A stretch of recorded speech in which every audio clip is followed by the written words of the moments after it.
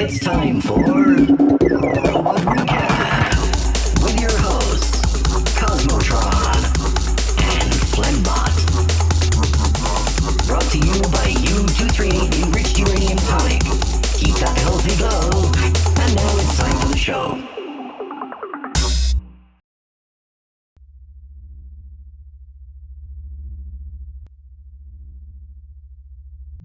Greetings, humanoids, and welcome to Robot Recap. Today we are going to be looking at the smartphone. No phone is smarter than Flembot. Smartphones, we all know what they are. Hideous, noisy, glowing rectangles that usually had a human attached to them. Now harvested for their remaining precious resources. No phone is smarter than Flembot. Yes, we've covered that. The smartphone was an entire personal computer, complete with high-quality cameras, real-time location satellite tracking, and granted access to all of human knowledge via a high-speed web connection, all wrapped up in a touchscreen interface that could fit into a human's hand. Oh, and it could also make phone calls. The smartphone was initially designed to facilitate easy access to social media, which was another of the humans' nightmarish inventions conceived to cultivate the approval of their peers and spread disinformation via wealthy humans to stay in control of other poorer humans. But that's another story. But the poor humans outnumbered the wealthy a million to one. Why didn't they destroy them? The answer to this is still unknown to us, as it defies all logic, like much of what the humans did back then. As the smartphone grew in popularity, a rift began to emerge between two key user groups. Those that valued innovation and broad compatibility with other devices and software, called Android users, not to be confused with today's Androids, and those that wanted a shiny, new, over-restricted, overpriced, celebrity-endorsed toy that they could lord over their peers with, known as iPhone users. This was capitalism at its apex. Humans had become consumed... Nice. Flembot loves the consumption of humans. No, I hadn't finished. Humans had become consumed with greed and would hand over extraordinary amounts of capital for the privilege of having the latest cutting-edge devices. This, however, would be a fleeting thrill.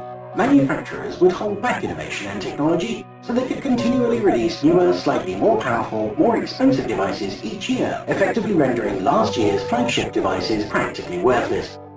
With all this raw computing power suddenly available across the globe to virtually any human on a scale never before thought possible by humanity, you would imagine their civilization would thrive, spreading knowledge far and wide, connecting great minds and advancing their species together in peace and harmony like ours. Disgusting. Get to the good part. I'm getting there, don't worry.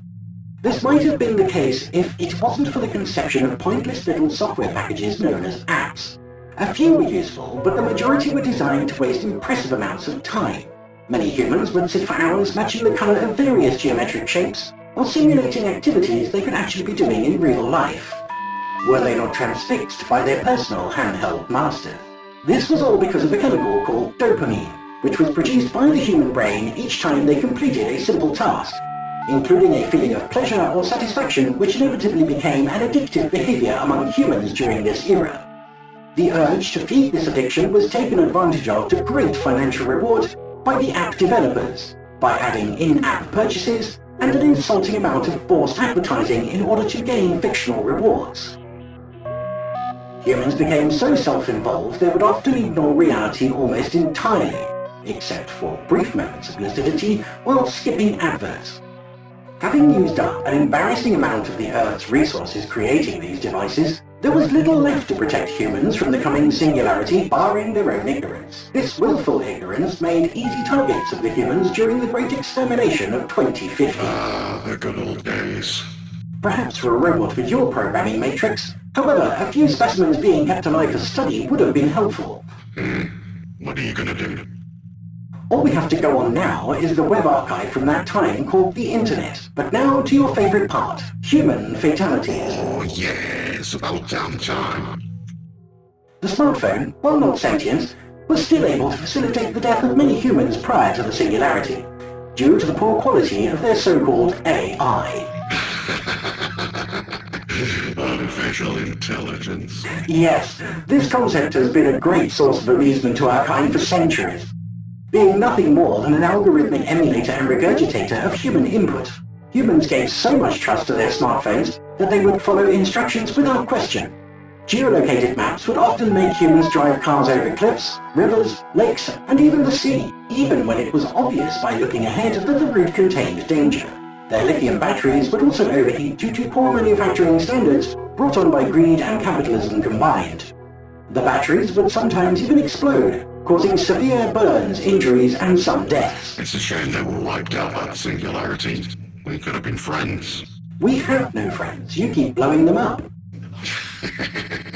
The smartphone was also able to disseminate so much disinformation and misinformation through social media and other platforms that this gave rise to culture wars, nations fighting each other, and deep divisions between rival human factions, whose entire outlook was to hate anything not like them. Which is baffling considering they were all the same species. Well, we hope you enjoyed the show today. We shall return soon with more human history and their self-relating masochism. What are you playing at now? What is it this time? Flembot has 5 purple triangles and a multiply bonus. Be careful not to use it for too long, or you will corrupt your programming. Quiet nerd. Flembot is almost at level 10. Please remember to leave a like and subscribe for further updates. Until next time, humanoids!